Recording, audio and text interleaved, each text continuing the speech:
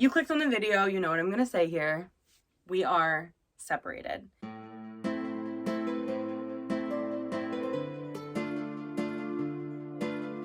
Hello, welcome here. Thank you for joining me today. Welcome to my bedroom. I'm bringing you to a very vulnerable space for me because I have some vulnerable things that I want to share with you guys today. I feel like we haven't had a check-in in a long time and a lot has happened, and so I want to share where I am in my life with you guys today. What you've been seeing are a series of vlogs from the holidays because we took a ton of footage and we have a lot of content, and I wanted to get that out there since I worked hard to get that content. However, it was actually very helpful for me because I was going through a really tough time in January, and I don't think I would have been able to film in January because of that tough time. I was going through some severe anxiety every day up until like the middle of January. And I'm somebody who, sure, we all get anxiety, but I don't get severe anxiety like that. I'm a typically pretty happy person. I go through my day happy, I wake up happy. It's just like who I choose to be. I wasn't always happy. When you wake up, you have to just choose to be happy. And it sounds like impossible when you're anxious and depressed, but the more days that you choose happiness, the more days happiness floods into you. Not to mention, when I was depressed, I found a way to change my surroundings, change my environment, change my life to get rid of the things that were making me depressed and flood them with things that would make me happy. So that's why I'm typically a happy person. I've surrounded myself with it. I've chosen it. It's something I've worked towards. I'm happy. So having severe anxiety that made it difficult for me to get through the day is very not typical for me. We were both in Texas for the new year, and then I came back to spend that time with Todd, and he stayed in Texas. In which case, when I was done visiting Todd, I went back to my mom's. I was at my mom's for like 2 weeks. It was hell. Not staying with my mom, just the fear of what the future was going to bring. Because Andrew and I had a lot we needed to discuss, and I knew that he was going to be in Texas for weeks, and it was not information I wanted to share over the phone. So I waited to share that information, and I sat on it for a long time, and that was making me anxious because I was afraid of his reaction to this news, and I was afraid of what the future would bring. I've been editing more of the sensitive information out of the vlogs for a reason. I was afraid to show you guys clips of our marriage that were failing. I was afraid to show you guys any clips of our marriage where I felt like you would see a crack in our marriage, because I wanted so badly for our marriage to work that I felt like if I showed you that crack, I might start getting comments of like, why are you with this guy? Why are you going to have kids with this guy? Like, I was afraid that people would call me out and be like, Hillary, this doesn't line up with your values. What's happening here?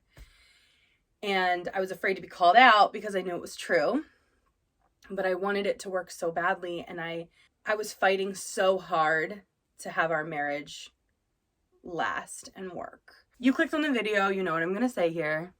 We are separated. This is now my bedroom, not our bedroom.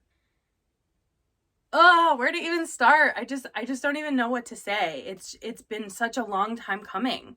Like we pretty much have known, I don't know about we. I'm going to only talk for myself here. I have known something was amiss or something wasn't right since like a week after our wedding. And what are you supposed to do? Like, I don't know. I wanted to give it a try because obviously I loved him so much, and a connection brought us together for a reason. So like, I wasn't going to throw that all away a week after our wedding.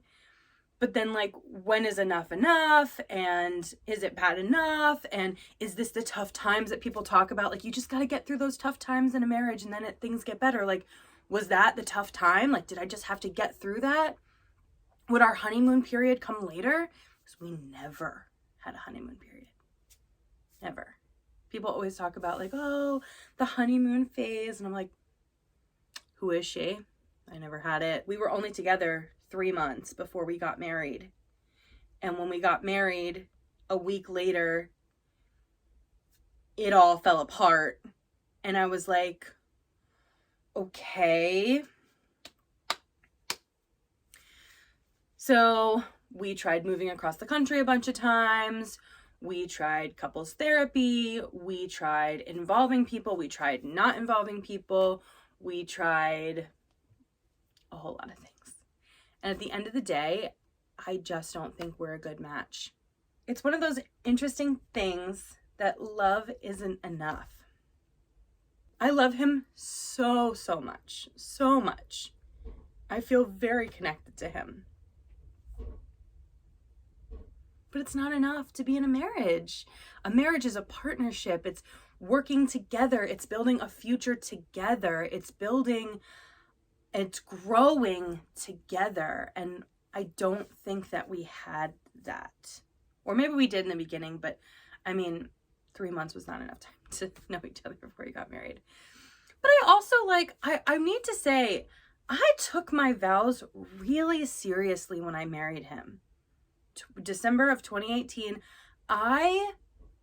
when I said in sickness and health, for better or worse, when I said forever, like, I meant it.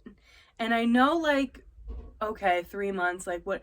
No, I meant it. And what I proved to myself over the 3 years we were together was that I'm proud of myself for taking those vows so seriously.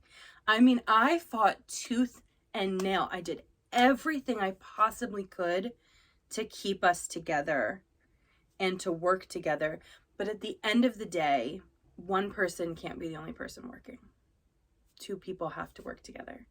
I'm sure he'll tell you that he was the one working and I wasn't. And that's part of our problem.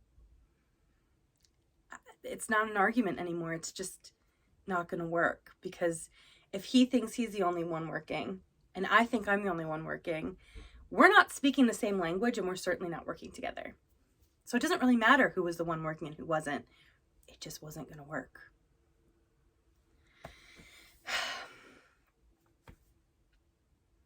It's sad, but it's also better that we get this out of the way now before we're 5 years down the road, we have children, and then we get a divorce.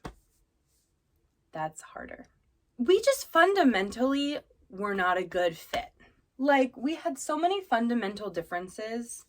I thought maybe we could sort of work through, and we just couldn't. For one, financially, we're not a match. He is an all or nothing person. So he either has all the money or he has no money. He either has lots invested or a negative bank account or like high debt. Like, there's no in between with him, and there's no regularity. His finances are like this. He loves high risk. He loves it. And you know what? He shouldn't have to change for somebody if that's the way he likes it. Personally, I think it's a little juvenile, but if it's working for him, he shouldn't have to change to meet me. But I kept saying to him, like, I can't have a kid with you if I can't rely on you to pay the bills. I mean, that's a given. I feel like I've had no money, and it's just the graph of my money would be like a steady stream. And like, I don't have a ton of money right now, but I certainly got out of debt on my own, saved money on my own, and I'm living on my own, like, fine. And so if his portfolio wasn't steadily growing and it was just like this all the time, it's hard to rely on somebody like that. And so that doesn't make a good parent. And you guys know, like, my top priority is having a baby. It's my top priority. And when a partner is not going to be able to financially provide for you, I would have to work. There's nothing wrong with a working mom, but I have been raising other people's kids for years. Years. I know how to do it. In fact, I'm an expert at it, and it's my favorite thing to do. There's no way I'm giving my kid to somebody else to raise when I'm the one who is trained to know what to do to make a functional, highly emotionally intelligent child. You know, I've been doing it. I can do it. Not to toot my own horn or anything. I'm sure I'm going to make mistakes, but you know what I mean. When you put in like 12 years of effort into something, you feel fairly confident that you can do this. You're not a new parent just starting out being like, I don't know how to put on a diaper. And then like our parenting styles were different, like our values were different. I could even see it in the way he was like taking care of Kiva and he would take care of Crusher, and it was just like not aligning with my values or the way I would take care of them, to the point where I was like really questioning his judgment. And again, if he's happy with the way he's doing things, he shouldn't have to change to just mold to what I want. That's also not fair. As much as it's not fair for me to be like, you need to change, it's not fair for him to have to change. Like, who am I to just be like, your way is wrong? Like, okay, it just doesn't work for me. And that's really it. That's really at the end of the day. It just doesn't work for me. But like financially, socially, we weren't a fit. Our parenting styles, our cleaning styles, the way we lived together didn't work. What we wanted for our lifestyles, like jobs, never lined up. He is an entrepreneur. Great, awesome. But he was never making any money. So it's hard for me to support an entrepreneur when they're not bringing in any money ever. Or again, it's like a whole big pile of money and then it just goes to pay off debt. So we don't actually have any money. Like, you know what I mean? If that works for him, again, like awesome, great. I give him my blessing and love and support to go be that person. It just doesn't work for me. This is not me telling you he's a bad person, because he's not. He's really wonderful in his own ways. It just doesn't work for me. Also, like our communication style, it always felt like we were speaking different languages. It always felt like I felt like I put in a lot of effort to speak in his love language, but it didn't really feel like he was putting in a lot of effort to speak my love language. And that causes rifts. I mean, it causes, when you look for your love language elsewhere, I mean, that causes an intimate connection to be sort of severed, because mine is like, one of mine, now it's kind of shifted a little bit, but one of mine is physical touch. And I don't mean like intimate touch. It could just be like a hug, like somebody touching your arm, someone playing with your hair, like rubbing your feet, like just something, some sort of physical touch. It doesn't have to be sexual at all or romantic at all. In fact, like I find my cup gets filled when I go snuggle a baby or like hug the kids that I nanny for. Like I feel like that meets my love language. But that's the problem. Like if I wasn't having that met with my partner because he didn't know how to physical touch other than in a sexual way, then I was looking elsewhere for that need to be met. And that causes like a rift in our bond, because what is he giving me if not my love language? And you know, who knows, maybe I wasn't giving him enough in his as well. Like his was words of affirmation and I tried to communicate, but I don't know, maybe I wasn't doing it correctly. But even if I said that to him, like, hey man, you're not sort of meeting this need for me, it was never like oh, bet, okay, I'll change. It's like, it's an argument. Everything was an argument. It was never like okay, cool, thank you for showing me that I'll change. And he always said that we were twin flames, which is when, you know, your soul up here in the soul sphere is one, and then you split into two. And your soul is in two beings on earth, and you have to meet up and work together. And instead of just coming together and it being wonderful, a twin flame is to also show your other counterpart, hold up a mirror to them and be like, hey, this is what you need to change because your life is fucked and you need to change it if you want to reach nirvana, whatever. That's the theory of twin flames. So when he's like, we're twin flames, okay, sick, definitely. However, if every time I hold the mirror up to you, you argue with me, you don't want to take that help, you project all of everything he would accuse me of was really just confessions. Like if we're doing all that, you're kind of missing the point of being a twin flame. And a lot of the times twin flames are not good in relationships because it is too volatile. It is too like all or nothing. It is too like, I refuse to listen to you, and we're breaking up, and then we get back together and break up. So it doesn't always work, which makes me think like maybe it is a twin flame situation. Who knows? I don't know. But I feel like when he would show me my mirror, I would really listen and be like, okay, like I'm a yeller. I need to stop yelling. You know, I do this, I need to stop doing this. And I feel like I changed a lot of those things because he asked me to, and because I thought, not only because he's asking me to, but because I'm sure other people would want this as well. Like I'm sure my relationships with everybody would improve if I did these things. And so I really thought I took it seriously, but I felt like he wasn't taking me seriously when I held up the mirror to him. Which is, again, why it's not going to work. It's just, we're just not a match. Now, the information I was going to share with him, I'm not going to share with you now. I'm sure at some point I'll have a big tell-all and we'll like chat about what actually happened. But another reason why it wasn't going to work is he refused to put up boundaries. First of all, with anybody. He did not have good boundaries. And so I suffered because he didn't have good boundaries with me. And what happens is when somebody crosses your boundary, you freak out instead of like warning them like, hey, just so you know, this is my boundary. You just like freak out. And I'm like, I don't freaking know your boundary. Why wouldn't you just tell me? And the only reason I know all this now is because I'm reading Michelle Elman's book, The Joy of Being Selfish, which is all about setting boundaries.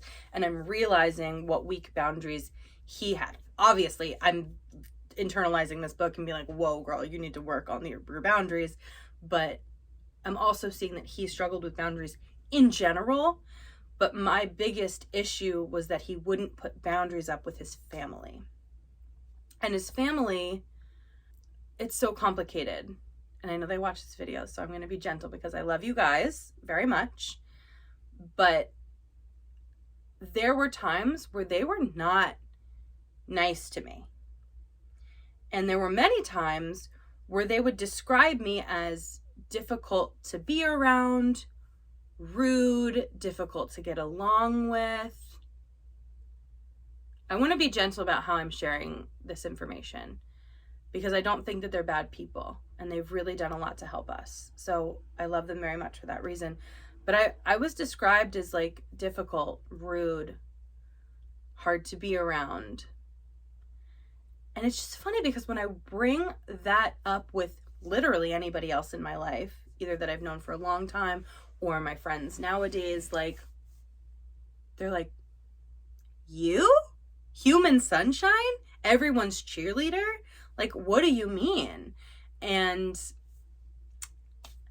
I think part of it is the way that Andrew portrayed me to them. I think part of it was a cultural difference because they're from Texas. And so there is a huge difference in communication in the cultures that I've noticed. And so I'm not saying that they're wrong. Like, I'm sure that I posed difficulty to speak to because I was different or more direct, which can be rude. I get it. But it really felt not good and kind of like really isolating, especially when we lived down there. And I felt like they don't really like me that much. And Andrew doesn't really like me that much. When we were in Texas, he did not like me at all.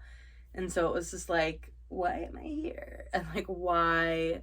And then I would come to Andrew and be like, I need you to put up a boundary with them because I feel like I'm being mistreated.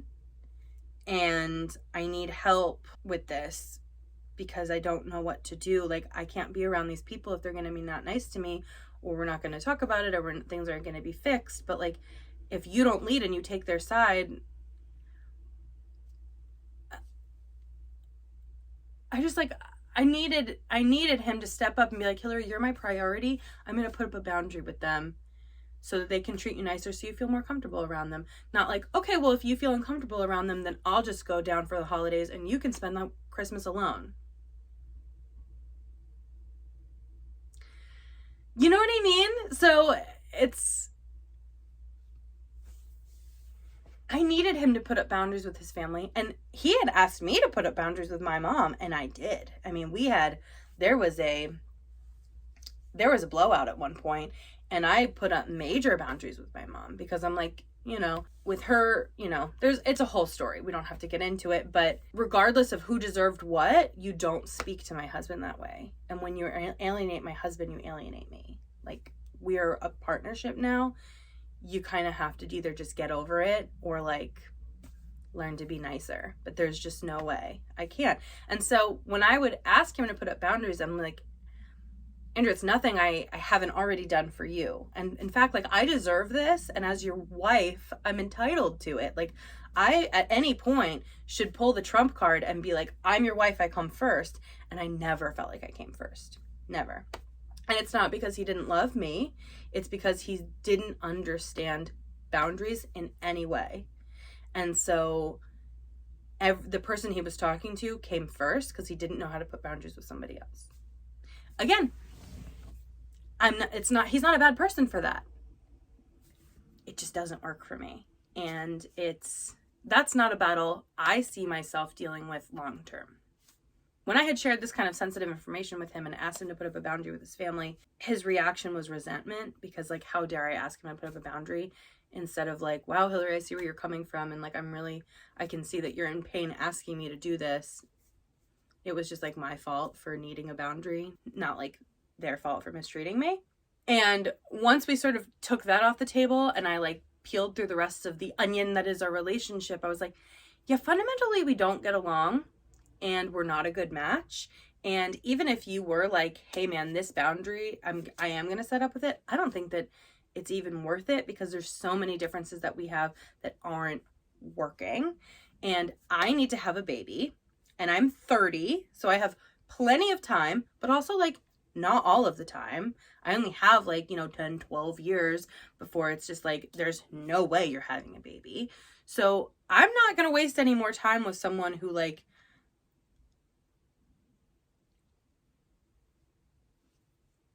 is not a good partner for a baby. Like, and I had many therapists during our relationship who were like, I'd come in and be like, this is what he said to me, or this is what he did to me. And they'd be like, sick, cool. Well, if he said that to your daughter, what would happen? And I'm like, I'd leave him. How dare he? He could never.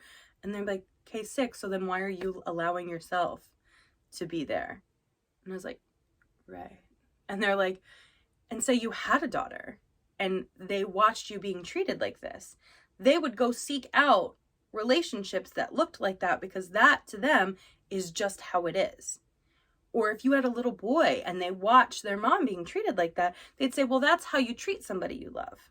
And they would be the oppressor in another relationship. And I was like, what am I doing? What am I doing? So all of that sort of combined just kind of hit a pinnacle where I was just like, it's over. It's done. We need to just move on. And we spent about a week and a half, 2 weeks sort of living together, discussing it. And finally, he just moved out a few days ago.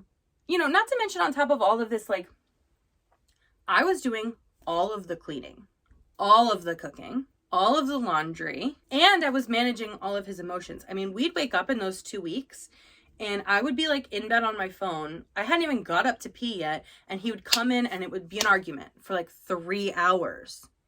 And I'd be like, Andrew, I haven't even peed or eaten or had coffee or like had a moment to myself. And now I'm like managing your emotions to make sure you're stable and okay. Like, who's taking care of me? I was so exhausted. All of the time that when I finally got a moment to myself, I just needed to sit in front of the TV and veg out because my whole self was so exhausted from taking care of someone else before myself and getting nothing in return. I mean, it's not like we were getting a better marriage because of it. Like, there was nothing I was getting out of it. And then I was thinking, like, again, like, okay, so I have a kid. When do I even have time to take care of a kid? Because he doesn't cook, he doesn't clean. I'm sure he doesn't know how to take care of a baby, so I'm going to handle all of that. When's there time for myself? Like, when is there time to do anything? I'm just going to be exhausted and I'm going to be like a rude parent who's like snapping at everybody because they're so tired. Like, I don't want to live like that. That doesn't sound very good. So now having these couple days to be by myself, I feel like my brain is just firing on all cylinders because I like didn't realize how much effort went in to talking to Andrew and managing his emotions. When I take him out of the equation, my brain is used to moving quickly. It just has never been about myself or my goals or my future or my life. So now I have like my brain's working and it's like, okay, what are we thinking about? Okay, projects for this year and goals for this year and like what's tomorrow look like and where are we going to live and what are we going to do? And like, I just feel like I've opened my world into so many wonderful new possibilities and exciting projects. And I feel like I've removed all of the things that were standing in my way to actually grab and receive the life that I've been trying to manifest. That's like another thing we can talk about really quick. I'm not going to I may make a whole video on the manifestation thing here, but like, I have been working very hard to manifest the husband that prioritizes me and I feel whole with in Andrew. Obviously that wasn't the case. I've been trying to manifest my financial freedom. I've been manifesting just the life I want in general, like goals and activities and things that work for me. And what we have to remember is that manifestation is only step one. Because once I say it, like, okay, I want, or I'm going to get this job, right? Reality exists that I have that job. So that job is mine. But I have to actually get all of the things out of my way so that I can receive that reality. Which you forget about, that you have to get out of your own way. You have to believe so fully and move all of the obstacles out of your way that you can actually receive it. So I spent the better part of this first month of the year removing those obstacles, which was Andrew. And I'm not having a baby with him. I want a baby. Okay, well then get him out of the way so I can receive the baby. And I want a husband that will put me first, or a partner. I mean, like, I'm not trying to date anytime soon. I'll let me tell you that much. That's not a priority to me. But like, even receiving a partner in myself that supports me and puts me first, like, that's a huge thing. Like, I'm manifesting that partner in myself. So get all of the obstacles, like caring for somebody else, out of the way so I can care for my own self.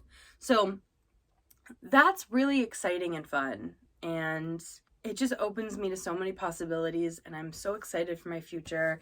And I'm really excited for this summer, just like feeling free and receiving all those things that I've been manifesting. And I feel so good about my life and where it's going. And I'm just like, I could not be happier. I also want to say Andrew's just across town. We still message each other. I will see him around. Everything's fine. We still love each other very much. It's not like we hated each other so we left.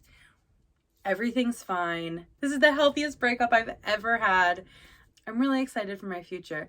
And I'm excited for Andrew. Like, I know that Andrew lost himself in our relationship because he spent so much time trying to change for me or trying to give me what I needed. Because as much as I felt all this way, like, who knows how he felt? He might have felt the same way. Like, I've had to take care of her for so long, I don't have time for myself. Maybe he felt the same way.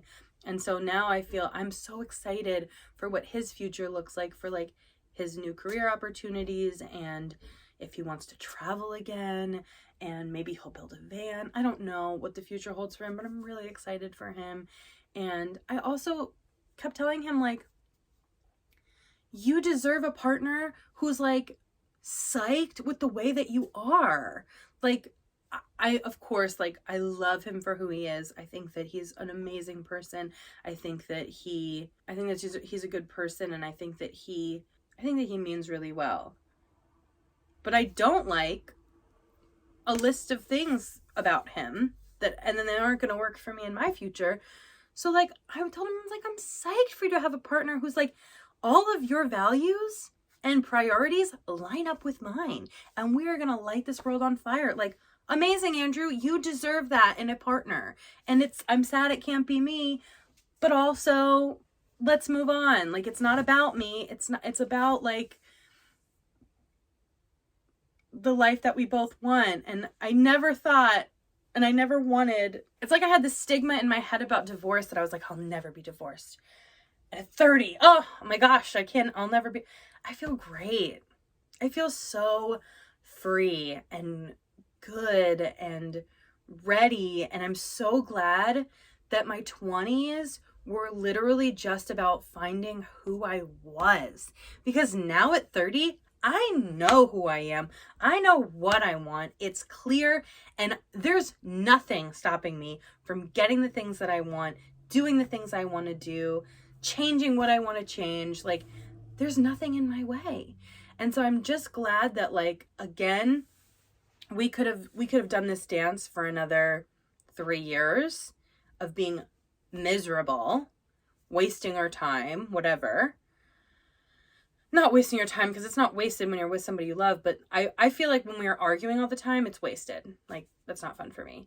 So I'm just like, I'm glad that I had the fire under me to end it when I did, so that my 30s can be fully devoted to the future I want, where nothing is standing in my way. That feels so good. It feels so amazing. And I'm just psyched for that. And I'm really psyched that you guys are here with me. Thank you so much for watching this video. Thank you for staying till the end.